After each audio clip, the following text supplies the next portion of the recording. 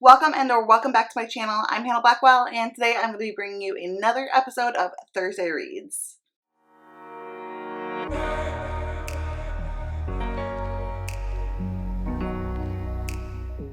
So it's been a little bit over a week since I've done my last Thursday Reads video. I have to say it's been a lot of ups, a lot of downs. I visited my mother for Mother's Day, packed up the kiddos and the hubby, and we all went to Nashville to go visit my mother, and that was a lot of fun.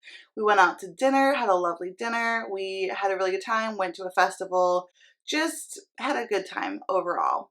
But with my reading, it has definitely been a week of hits and misses. I have finished 3 books and I have DNF'd 4 books. And so that's a lot. I've been DNFing a lot this month, and I'm hoping that bodes well for June for Once Upon a Readathon, that I have a wonderful reading month in June. If you don't know anything about Once Upon a Readathon, I'll have the information and the announcement video linked down below in the description. So let's just go ahead and get into my books. Before we do, if you have not already subscribed, I would love to have you do so. Don't forget to click the like button, comment down below, and let me know what you have been reading recently. Also, when I get to the TBR portion, I would love for you to let me know what I should pick up next. If you want to follow me on social media, all of my links are down below, including my Goodreads, Instagram, and Twitter. With all of that out of the way, let's get into this video. So let's go ahead and start with the DNFs so I do not forget them. I've got 3, that's a 2. I've got 3 hard DNFs and 1 soft DNF. Soft DNF meaning I think I might pick this book back up. I think it just wasn't the right time for me. And that book that was a soft DNF was Shadow of the Gods by John Gwynne. I was really surprised that I just had trouble getting into this book because I read his Faithful and the Fallen series, the first 4 books in that series, because it's actually technically 2 series, 1 world. There's the first 4 books, and then the events in the next 3 books take place hundreds of years later. So I really liked that series, and I've heard that this series is even better, but unfortunately I got at least about a 70, see, where was I? No, I was 86 pages into this book, and I just wasn't vibing.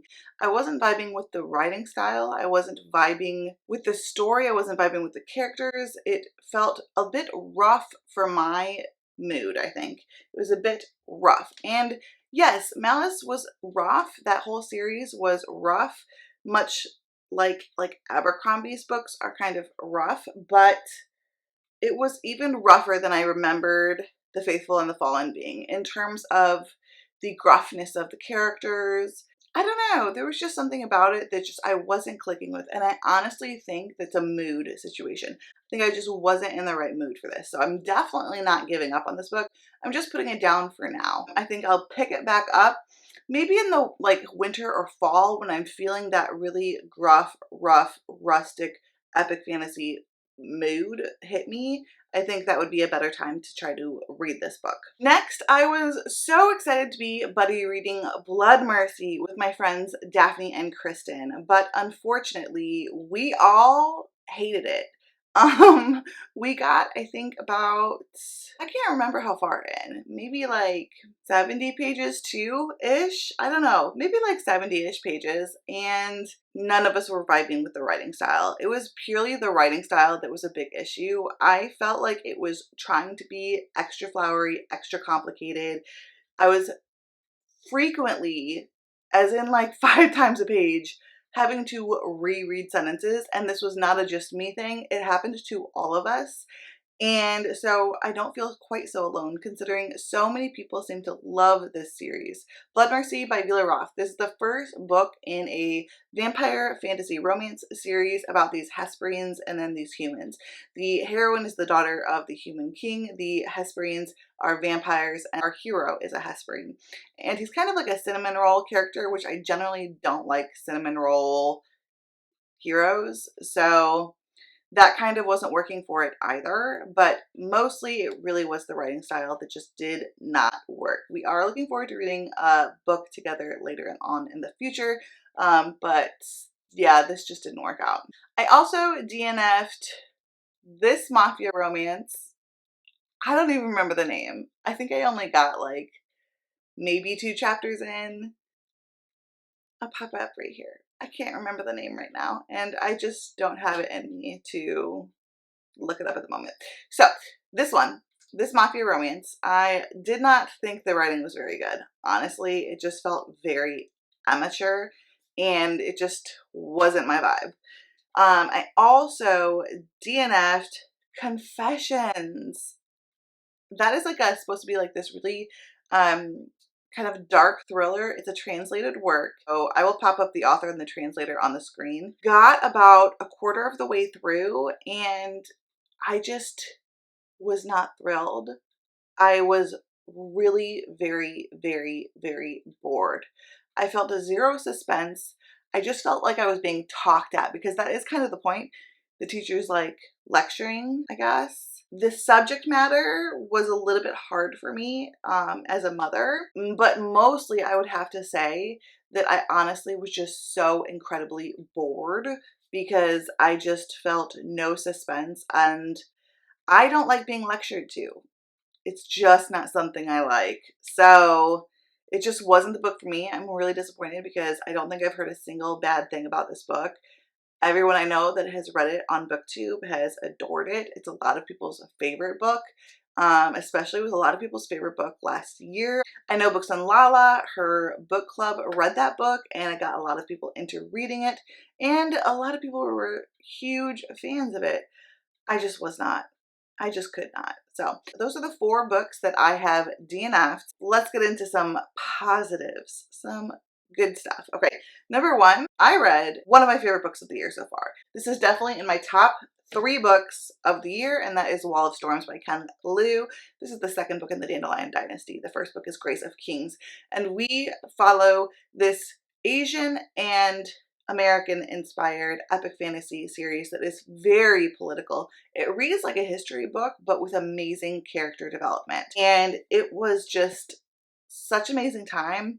I've been listening to the audiobooks. I really enjoy them. I know this audiobook narrator. I can't think of his name right now. I'm bad with names today. But I know this audiobook narrator, a lot of people are very hit and miss on. He's very popular. A lot of people love him. A lot of people don't.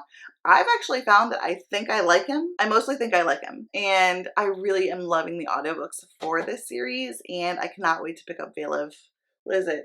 Veil of Thrones, something like that. And that's the 3rd book. This is a quartet. There's 4 books, and I am just adoring this series. It's definitely not for everyone. It's a very dense. It's a very detailed. It reads, like I said, very historical.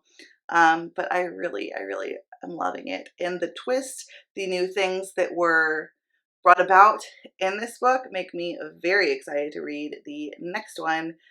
Maybe next month, maybe for Once Upon a Readathon, we'll see.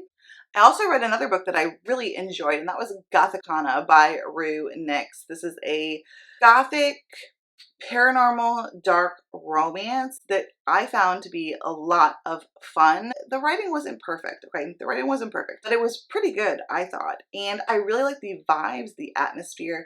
I liked the romance. It's insta-love. Well, insta-lust, I would say. But there is also this tension because it's a forbidden relationship. It's a teacher and a student. So we have our heroine who she is kind of witchy. She doesn't fit in. She was brought up by her mother who kept her kind of hidden away. She ends up going to this university and it's kind of like hidden away on this mountainside and everyone there is kind of quirky, kind of different. And yeah, she falls in love with a professor and they have this romance. There are ghosts, possibly. There is a lot of intrigue. There's a creepy haunted forest. There is just lots of gothic vibes that I enjoyed, like atmospheric piano playing and cemeteries and a gothic castle. I really had a good time with this. I am looking forward to reading her second book, but I think that one's actually historical. So yeah, we'll see. But I really like this one. And the next book that I read was The Perfect Marriage, and can't remember the name of the author. I will pop it up on the screen. Once again, today, like I didn't have my stuff prepared like I usually do, but that's okay. I'll pop it up on the screen. You will see the author's name on the picture. So This one, I think I gave 3 stars. This is a domestic thriller, and it was very enjoyable. I just found it to be extremely predictable. I predicted almost all of the plot twist within the first 15% of the book, maybe even sooner. And I was really never convinced that I wasn't right about that. Yeah, I found it very predictable, but also I read it in less than 2 days and had a great time with it. So 3, maybe upon thinking about it, 3.5 stars. The other thing was the writing wasn't very great quality. So there's that as well. Otherwise, maybe it would have been easier to put it at 3.5 or 4 stars because I honestly don't expect like my mind to be blown by a domestic thriller. I expect enjoyment. I want to have something that I'm going to be reading quickly. I want to have something that is just going to draw my attention in, suck me in, and not let go until I finish the book. And that's what I got out of this, except for the last 20 or so percent, I would say.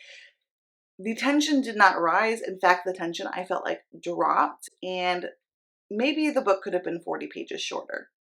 I think the book could have been 40 pages shorter. Didn't keep the intrigue the whole way, but it almost got there. Yeah, 3 stars for now. Possibly might raise it to 3.5 stars. If you like domestic thrillers and haven't read it, check it out. You're really good at predicting plot twists, and the plot twist is something that's very important to you. You want it to be surprising. Maybe don't, because it was pretty obvious in this one. That's it. That is what I have finished or DNF'd so far since the last Thursday reads. I think it's been like a week and a half maybe since I filmed that video. So now let's get into what I'm currently reading. I'm only reading 1 book right now because I literally just DNF'd 2 last night. And so the book I'm reading right now is Grace Draven's Entreat Me. And I'm really excited that I'm actually enjoying this book because the only other book I've read by her I DNF'd because I found the writing to be very boring. And I found the plot to be very boring. It was Phoenix Unbound. I want to try it again because I think maybe it was just the wrong time and I was expecting something completely different out of Grace Draven. Now I know to expect something like a spicy Naomi Novik or a spicy Juliette Marillier. Though her writing is not as dense as Juliette Marillier, it's definitely more traditional, and she has a beautiful writing style. Her writing is beautiful. The story is beautiful so far. I am about 25% in. I'm 119 pages in, and I'm really, really enjoying this book. It's a Beauty and the Beast retelling, but there are actually sisters and then a father and son that are both kind of like beastly, especially the father. And then there's these 2 sisters, and they're hoping the younger sister is going to break the curse, but we'll see what happens. And I think the main romance is actually between the older sister and the father. And the older sister, who is the heroine, is also widowed, so they're in a really bad financial situation, and the younger sister falls for the hero's son, and they have enough financial means to help them out of it. But the hero's son wants the heroine's younger sister to like fall for him first because they think that she's going to break the spell. So anyway, they're all together living in this castle pretty early on, and that synopsis like could have been better, but it wasn't. That's okay. Anyway, this is a really good book. I'm enjoying it. I love Beauty and the Beast retellings. I adore this cover, and also even the writing itself has a very Beauty and the Beast vibe, and I'm having a wonderful time with this. I've also got the audiobook. It's on script, so definitely enjoying this one. What will I pick up next? I was planning on picking up Africa Risen. I think y'all missed that part of my last Thursday Reads video because something happened with YouTube. Like I uploaded a 21-minute video and it somehow posted an 18-minute video. And I double checked, like I definitely uploaded a 21-minute video. I had no clue what happened, but it was an 18-minute video. The last 3 minutes where my TBR was included completely cut out. I was planning on picking up Africa Risen next. This is the Femmes Afictionados book club pick for, what is that, for April and May. And we usually have our book club meeting in the first week or so of the following month, but things are a little bit different because summertime, everyone's schedules are all over the place. So we are actually not going to be meeting until like I think it's like the 17th at 9 p.m. That's a Friday. And So I have some time. I don't want to pick this up until closer to the date because I don't want to miss things. I don't want to forget things. I want it to be really fresh in my head when we're discussing it. So if I do pick it up, it's only going to be a couple stories here, a couple stories there because it's a short story collection. But I probably will wait at least until June to pick this up. And so I was looking forward to picking it up, but I guess I have to wait a little bit because I really do want it to be fresh in my head. And like right now we're a month out, so I need to wait just a touch longer. So the point is, this is not on my TBR, but I want to let you guys know so you can pick it up and read it and join us for our discussion at 9 p.m. Eastern time on the 17th of June. So what else is an option? Starlight C by Erin Morgenstern is definitely an option. This is Riley's Patreon pick for her book club for her Patreon, and I've been wanting to read this for a long time because I love The Night Circus, which is by the same author. But I do have the audiobook checked out from my library too, and it's like, if it's the time, it's the time. I need to do it. But the problem is I have it so built up in my head and I'm so stressed and nervous about reading it that like, I don't know if I will or not. I cannot guarantee picking this up. I'm supposed to pick it up. I want to pick it up. It's a book club pick. We can discuss it. I've been wanting to read it forever. I have the audiobook checked out. Like, now's the time, right? Now's the time. 50-50. We will see what happens. I also forgot to mention that I did technically pick up and read like 3 pages of the writing retreat, and I will pop that up here, and I think I might continue on. I'm just giving it a couple chapters to find out. So that's obviously an option for the next one. I am in a thriller mood. I want to read more thrillers. If that one doesn't work out, I may pick up The Girl in 6E, which is like about, I think, this girl with like murderous qualities, and she's like a cam girl, but she doesn't like let herself out of her apartment because she thinks she's gonna like kill people. I don't know. I've only heard good things. And I also have Lucy Foley, The Paris Apartment. This one I'm very interested in at the moment as well. I've read one Lucy Foley before and I enjoyed it. I think it was like a 3.5 star. And it was like her wintry setting one where I think all of her books are very and then there were none themed, which is just like a 1-by-1 kind of trope. One person drops away at a time and like one of us is a killer. Who is it? But I'm very interested. It's set in Paris. I studied abroad in France. I would love to see how she does with that setting. But yeah, I think that it's a good possibility that I will pick up a thriller next and read a thriller alongside my Beauty and the Beast retelling. The next fantasy that I think I'm going to pick up, if I don't pick up the Starlight C, because right now I'm much more interested in reading Ship of Destiny than the Starlight C right now. It's a mood thing. I can't help it. But because Grace Draven is very like in-depth fantasy forward and like writing forward in her romances, I want to wait until I'm done with that before I pick up another epic fantasy. And this is the 3rd book in the Live Ship Trader series. I'm really looking forward to finishing this series out. I've enjoyed the whole series so far. Actually, most people's favorite is Mad Ship, but I gave that one 4 stars. I liked the first book in the series more, and that was Ship of Magic. Ship of Magic I gave 5 stars. Mad Ship I gave 4 stars. I'm hoping I give Ship of Destiny 5 stars. I'm hoping it finishes out the series really well. This is a really awesome series, and I guess I could wait for Once Upon a READATHON, but I also really want to read A Day of Fallen Night and Amina Al-Sarafi and a bunch of other books too that are also very like water forward, pirate forward, dragon forward, all of those things. Like I have a lot of options, and I think I might want to finish this out before June. We'll find out. I'm in the mood for this book right now, so it's a possibility. I think the most likely possibility is I'm going to go ahead and finish out Entreat Me. I'm going to read a thriller, and then I'm going to pick this up. I really honestly think that's the most likely outcome, but you know me, things can change. Especially when I'm clearly in the mood for DNFing. It's like my brain knows, like, no, you're meant to read a certain book. You will find it. Just keep trying, you know? Just keep trying. And I think I will. It'll be fine. Anyway, I hope you liked this video. If you did, don't forget to click the like button, comment down below, let me know which of these books should I prioritize. And If you have not already clicked the notification bell, make sure you do so that you can be notified every time I post new videos. If you are not already participating in Once Upon a Readathon, go ahead and check out all that information down below so you can sign up for our June Readathon. It's going to be tons of fun. We've got 8 amazing co-hosts. It's going to be a good time. Keep a lookout. I will be posting my summer book recommendations / Once Upon a Readathon recommendations very soon. And if you do want to follow me on social media, all of that's linked down below in the description. Until next time, fellow readers, keep reading and living your best life. But I've known you too long. It hurts to watch your blue eyes fade to gray as you fade away. As you fade away.